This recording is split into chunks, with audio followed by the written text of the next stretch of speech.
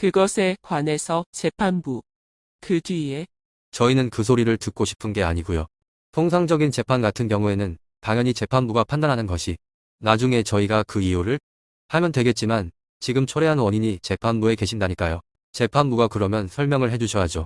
재판부가 재판을 지원해 가지고 그동안의 선고는 몇 번 치러지고 그리고 심지어는 재판관 일단은 증거물을 내놓으라고 피고가 강변하는 상태까지 이르렀는데 그 초래한 재판부 특히 주심 재판관님께서 그렇게 하신 거잖아요. 그러면 그것에 대해서 설명을 해주십시오. 저희가 피고의 변론만 듣고자 얘기한 것이 아닙니다. 어떠한 사정이 있었는지 설명을 해주십시오. 그래야 모법적으로 납득할 거 아닙니까? 재판장님, 중앙선관위가 개인 변호사에게 보낸 내용 증명에 의하면은 중앙선관위가 원고 정당에게 향후 청구할 임차료가 3천만 원 정도입니다. 그것은 1천만 원이 소송이 지연됨으로 인해서 중앙선관위가 원고 정당에게 청구할 향후 소송 비용이기도 합니다. 그렇기 때문에 왜 소송이 지연되었는지 사실적인 부분뿐만이 아니라 형택적으로 문제될 수 있는 부분이므로 변호인들, 소송 대리인들은 왜 이제서야 소송이 진행되었는지에 대해서는 확답을 들어야 될 것 같습니다. 또 한 가지가 있는데요. 휴정 전에 말씀드린 것처럼 조금 전에 저희 원고 소송 대리인들이 질문에 꼭 답변을 해주실 것을 부탁드리고요. 그 조금 전에 저희가 이 말씀드린 것처럼 이 방합에 대해서 저희는 분명히 변론 병합 신청서를 저희가 예로 들어보면 당시 21대 총선 선거문 소송으로 2020소 34건하고 소송 대리인이 동일하다 또 증거 부분이 공통되고 실질적으로 분쟁을 이례적으로 해결할 수 있고 당사자도 사실상 같은 모습과 다를 바 없다. 왜냐하면 전체 무효를 구하는 소송에는 반드시 연수 구월에 대한 선거 무효를 구하는 취지가 당연히 들어있기 때문이죠. 그래서 저희가 소송을 했고요. 그런데 이것에 대해서 지금 피고는 당시에 병합은 안 된다고 이런 취지로 답변을 한 것으로 알고 있습니다. 지금에 와서 한번 보십시오. 지금에 와서는 또다시 2020 수 30 사건에서 어떠한 결과가 있었기 때문에 이 사건에 원용하고 있습니다. 원용하고 있죠. 2020 수 30이 끝날 때까지 기다리는 거죠. 그리고 나서 그 사건의 소송 결과 아니면 이 사건과는 관련이 없다고 보신다면 그래서 병합이냐 어떤 이부나 이런 걸 허용하지 않으셨다면 지금 와서 이러한 원용이 정당하지 않겠습니까? 정당하지 않죠. 당연히 만약 지금의 2020 수 30은 별개 소송이라는 게 모르겠습니다. 재판부 판단을 저희가 듣지를 못해서 들은 적이 없어서 재판부 판단을 모르겠습니다만 피고의 그러한 항변은 매우 부당한 것이죠. 왜냐하면 그러한 주장이라면 그런 것들이 원용되고 공통된 사실관계라면 당연히 병합이나 이부에 찬성을 했어야죠. 동의를 했어야죠. 그러면 국민들의 선거권도 사실은 빨리 되찾을 수 있었을. 그런데 대법 그 재판부는 그 사실을 판단도 하지 않으시고 그냥 넘겨버리시거든요. 이제 와서는 그 사건 결과가 그러니까 그 어떤 특정 결과에 대해서 그 사실관계 그대로 원용하겠다. 이걸 또 받아들일 수 있겠다고 하실 수 있겠습니다만 매우 부당합니다. 그렇기 때문에 저희가 병합이나 이부에 대해서 판단을 듣고 싶은 것입니다. 어떤 판단이신지. 네. 그 사항은 아까 벌써 아니요. 답변 안 하셨습니다. 답변 안 하셨습니다. 아니, 변론 준비기일에도 그렇게 말씀하셨는데요. 지금 재판이 진행하는 시간입니다. 네. 그럼요. 지금 재판이 진행하는 시간입니다. 변론 준비기일 때도 그렇게 말씀하셨죠. 네, 왜 변론 증거 방법이나 이런 것들에 대해서도 듣지 않으십니까? 네, 그건 아까 말씀드렸습니다. 저는 재판 안 하겠습니다 라고 말씀하셨다고 또 말씀을 그냥 반복하셨죠. 그러면 앞으로도 재판 안 하겠다고 말씀하시면 저희가 그 소송 지휘를 저희가 다 따라야 됩니까? 그렇지 않잖아요. 원고 측은 재판부는 재판 하금이 있는 거죠. 오늘 검증 신청 다시 말씀드립니다. 아니, 제출한 검증 신청서 판단을 하시기 위해서 검토 시간이 필요하다고. 문서 제출 명령 신청서에 대해서 의견을 말씀을 해주십시오. 의견 이미 말씀 안 말씀드렸지 하시면 않습니다. 의견 없으신 것으로 지금 우리가 제출한 신청이 현재 시점에서 유효한지 여부에 대해서는 의견서를 내겠습니다. 그렇지만 그렇게 의견서를 새로 내야 하는 상황을 만든 재판부에 대해서 저희가 왜 늦춰졌는지 설명을 해주십사. 거듭 말씀드렸습니다. 지금 의견서를 제출하실 시간이 모자랐습니까? 그런 말씀을 재판부가 하실 자격이 없으시죠. 그런 말이 모자랐죠. 그동안 검토할 시간을 달라고 한 것이 재판부 아닙니까? 재판 안 하는 줄 알았어요. 재판 안 하는 줄 알았기 때문에 모자랐습니다. 모자랐고요.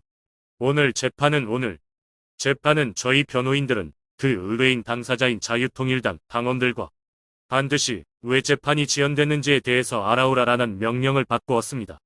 최소한 그것은 국민들의 도리이고요. 의뢰인에 대한 또는 당사자의 대한민국 최고법원, 최고판사인 대법관들이 최소한의 설명을 합니다. 최소한 친절입니다. 설명해 주세요. 그거 듣지 않으면 오늘 재판 의미가 없습니다. 재판장님, 원고 대리인, 다시 한번 말씀드립니다.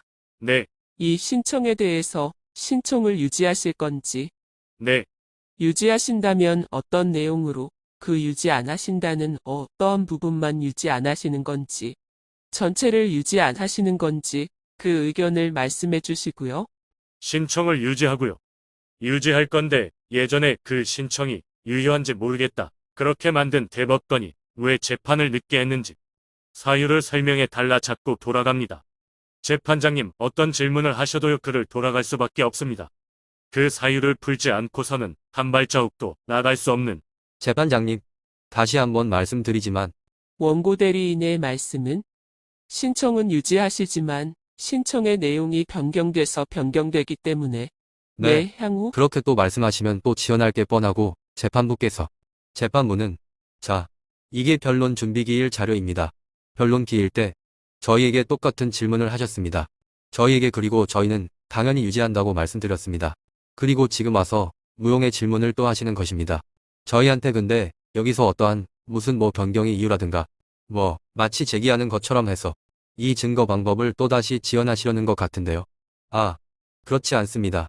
저희는 1회 변론 준비기일 조서에 나와 있습니다. 지금도 확인할 수 있어요. 저희가 분명히 그때 주심 대법관께서 하신 유일한 소송 지휘가 바로 그거였기 때문에 저희가 잘 기억합니다. 유일한 소송 지휘가 기존 신청 유지하냐, 기존 증거 방법들에 대해서 신청 유지하냐 유지한다 말씀드렸죠. 그래서 검토하시겠다고 했죠. 검토한 결과에 대해서는 말씀 안 하시고 또 유지하느냐 또 물어보시고 또 3년 지나치려고 하시는 거죠. 그렇지 않습니까? 그렇게 하면 안 됩니다. 제발 저희 유지합니다. 유지합니다. 다시 한번 말씀드립니다. 분명히 유지한다고 말씀드렸고요. 변론기일 지정해달라고 128회 동안 저희가 얘기했고요. 그리고 똑같은 질문을 또다시 하시면서요. 또다시 지금 재판을 지연할 이유를 찾고 계신 거죠? 제 말이 틀렸습니까? 그렇지 않죠. 그러면 설명을 해주십시오. 틀렸으면 네, 여기선 재판을 진행하는 자리입니다. 재판 진행하고 있습니다. 신청을 유지하신다는 말씀하고 네, 그 신청에 관한 내용과 변경됐다는 말씀이 서로 부합하지 않는 것 같습니다. 어떻게 하실 건지, 유지하시는 것인지 아니면 그걸 변경하시는 것인지를 어느 쪽인지를 다시 정확하게 말씀하실 수 재판장님, 있습니까? 다시 설명을 드려도 결국은 재판 지연이 검증의 목적물하고 사항이 있습니다. 그런데 그런 내용들은 3년 전의 상황, 3년 전의 상황이고요. 현재 상황과 다르고요. 저희는 이 검증 신청이 3년이나 늦춰질 줄 몰랐습니다. 당연히 이거에 대한 예상도 못했고 이렇게 예상하지 못하게 만드신 원인이 주심 대법관 아니십니까? 설명을 해주십시오. 왜 그러한 상황을 만드셨습니까? 왜 3년 전에 검증 신청 검증 사항이 유효한지에 대한 여부를 확신할 수 없게 만들었는지 재판이 필요한 이유는 아니겠습니까? 변경이 되었다가 아니라 변경이 되었는지 여부를 알 수 없다는 취지이십니까? 이미 변경된 사항을 말씀드렸지 않습니까? 광주에서는 이미 증거물이 옮겨졌습니다. 과연 보존된 상태 동일한지 거기에 대해 알 수 있습니까? 그리고 선거를 치른다고 해서 그리고 저희들한테 내용 증명 보내서 자료 해직 봉인 해지를 요청해가지고 이런 상황이 있었습니다. 이런 상황 자체가 범죄 목적물이 없는 상황 대상이 바뀐 것 아닙니까? 당연히 저희는 그렇게 생각하죠. 그러한 경우를 초래한 대법관님께서 설명하셔야 된다고. 한 가지만 여쭈어 보겠습니다.